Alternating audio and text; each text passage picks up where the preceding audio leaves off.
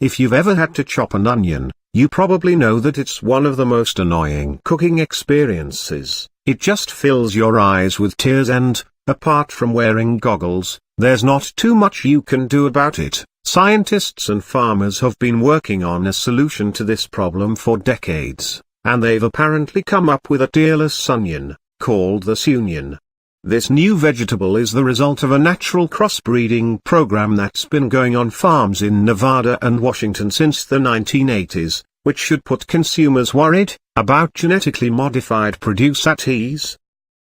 It's supposedly a sweet, mild-tasting onion that doesn't leave that strong, pungent aftertaste, but what really sets it apart from most other onion varieties is that it doesn't cause teary eyes when it's chopped. When you cut into a normal onion, it releases a volatile compound called lacrimatory factor synthase, and when that hits your eyes, your body produces tears to reduce irritation. Now, the interesting thing about regular onions is that the amounts of lacrimatory factor synthase increase the longer the vegetables are stored, so the older they, the more you cry.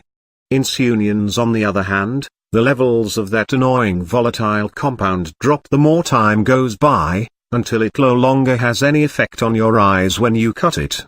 That's what Sunion growers are claiming anyway, but reports from those lucky enough to have tried them seem to confirm these claims. The Huffington Post had 3 of its reporters chop some Sunions, and apparently, none of them shed a single tear. According to the Washington Post, they don't have the pungency of regular onions and are so sweet that you can eat them like popcorn.